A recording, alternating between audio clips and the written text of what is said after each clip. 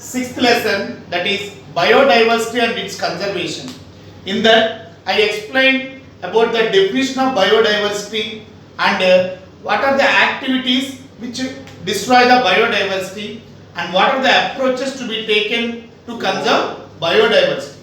Now in this lesson, seventh lesson, I will explain about different ecosystems. What is meant by ecosystem? Ecosystem means it is a place where living organisms, it is a place where living organisms interact with non-living environment. Non-living environment is called ecosystem. It is a place where living organisms interact with the non-living environment is called ecosystem. If you will observe in ecosystem, we can find out two things, that is biotic components and abiotic components.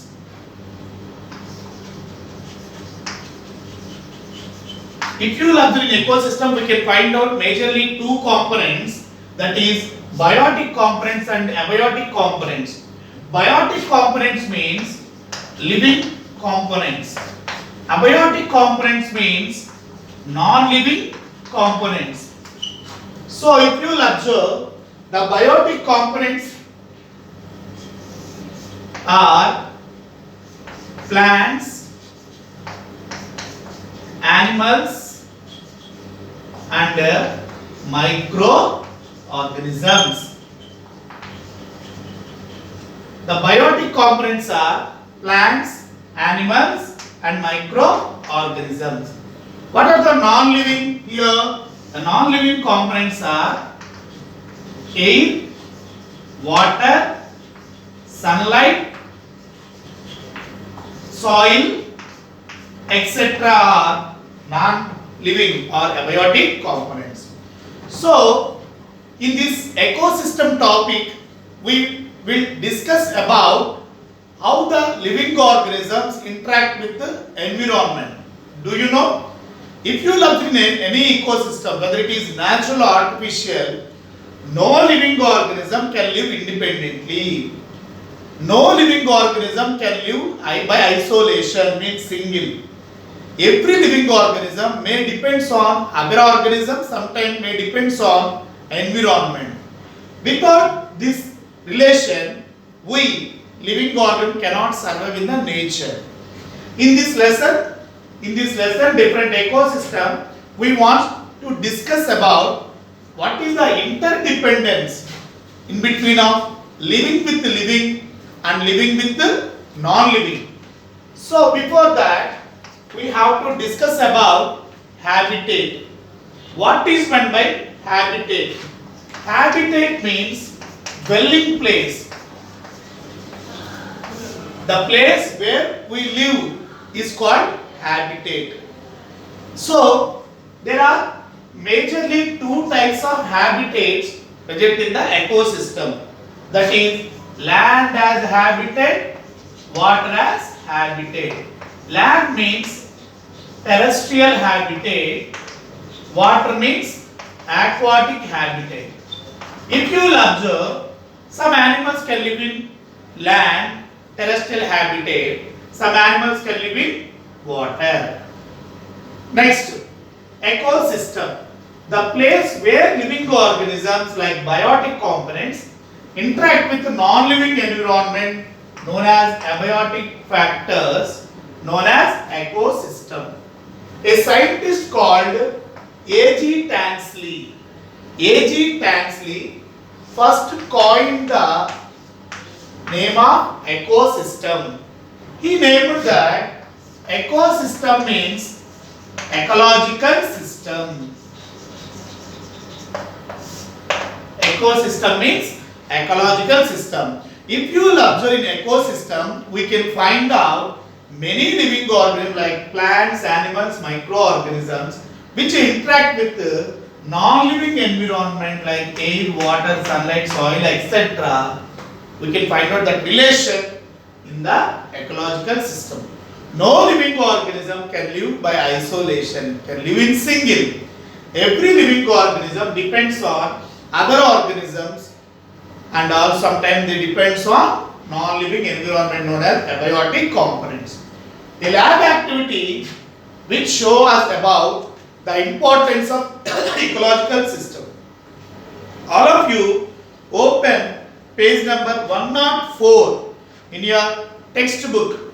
A lab activity which given in your textbook.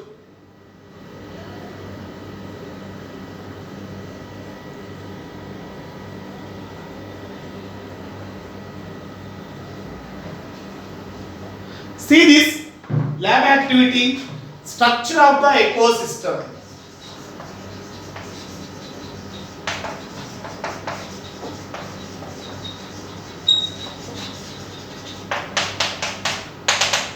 Structure of the ecosystem.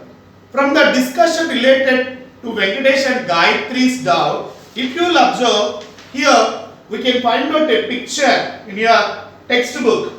A discussion in between of Gayatri and Venkatesh. Gayatri said that, and Venkatesh said that pond and forest are habitat.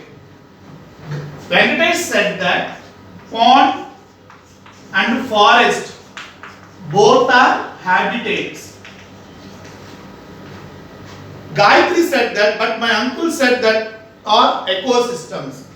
Gayatri said both are called ecosystems. Venkatesh said that pond is a habitat, forest is a habitat.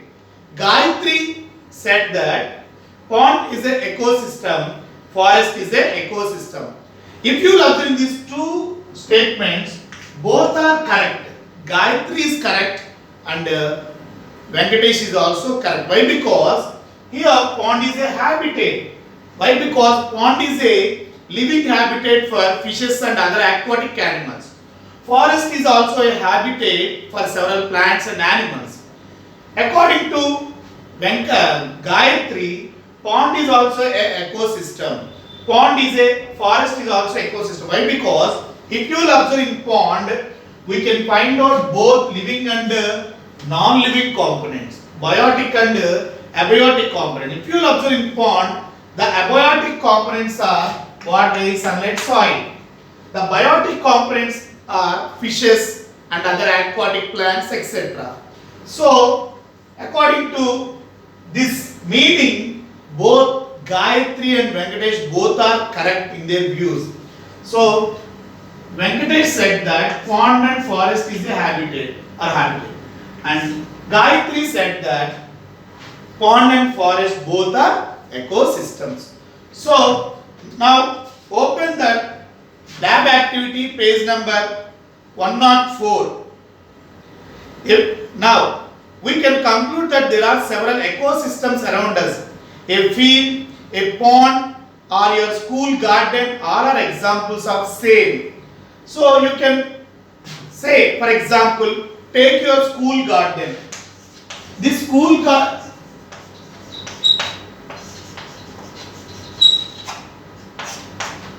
your school garden is also a ecosystem.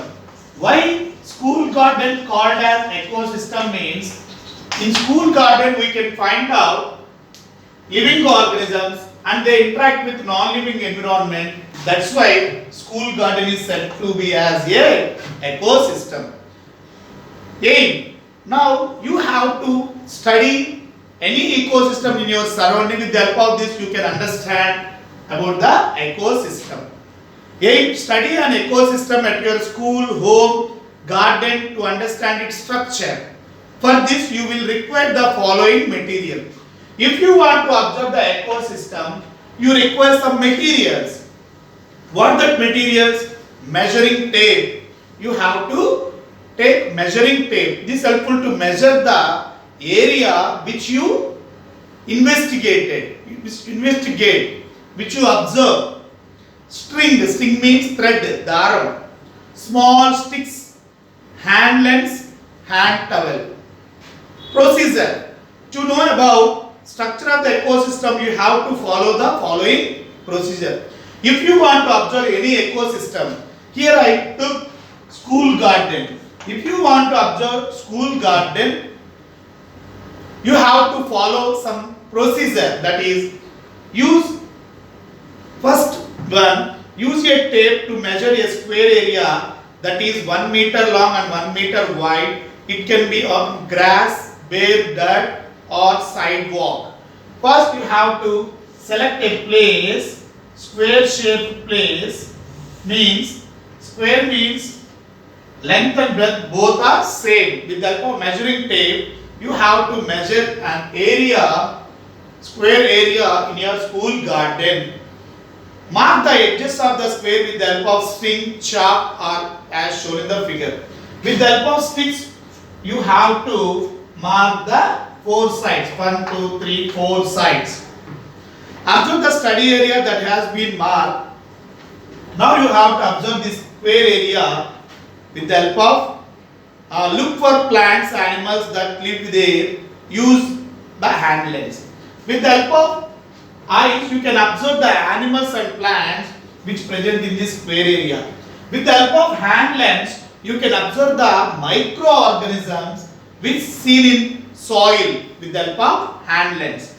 Record all the living organisms you see. You can even dig to go deeper and find out the other living organisms that may be present there. With the if any micro not find out there, means you have to dig out the soil thoroughly. You have to observe the microorganism with the help of hand lens. Here observation findings, note your observations here. You have to write down here observation, what you have to find out in such area. Write down first one. For example, I observed plants. I observed plants like banyan tree, guava tree, mango tree.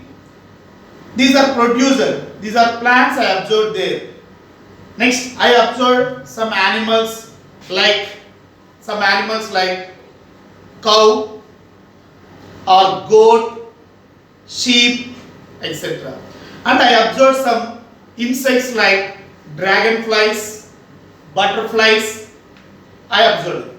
And I observed some worms like earthworm, some small worms. And I observed microorganisms like small microorganisms. So with the help of this, you can find out so many plants, animals and microorganisms present in a simple place. And also I noticed the abiotic components in the school garden, like that is air, water, sunlight, soil. So if you observe in your school garden, you can find out biotic components and abiotic components. Living components we can find out, and non-living components we can find out. Living components are biotic components, non-living components are abiotic components.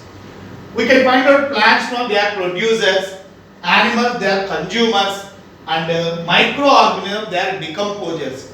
And also we can find out abiotic components like air, water, sunlight, soil. Discussion now. Allow you open your page number 105 and discussion. What living things did you find in your study area? Try to count them if possible. What living things you can find in the selected area, study area? I find out living things like plants, animals, microorganisms, worms, insects, etc. I find out in that area. Which kind of living things was most common in your study area? What kind of living things? You can write here like this. There are more plants in my school garden. Plants are the producers, living organisms. We can find out more. How was your study area different from those of other student groups? You observed here school garden. If you will observe, if any student observe another area, means we can find out so many differences. You studied one area, and your friend studied another area, no, you can find out so many differences in these both areas. Other than living organism, what other things can you record from your study area? I recorded non-living things in my study area, that is air, water, sunlight, soil. All these are non-living things in such area. From the above activity, we see that an ecosystem is made up of group of living things and their environment. If you will observe in this study area, we can find out some living organisms and some non-living environment also we can find out. The living things like plants, animals and microorganisms we can find out in this area, and abiotic components like soil, water, air also find out in that ecosystem. This means in any ecosystem we can find out biotic components and abiotic components, and there is an interact between biotic with the abiotic components. Okay children, in the next class I will explain about another topic in a different ecosystem. Thank you.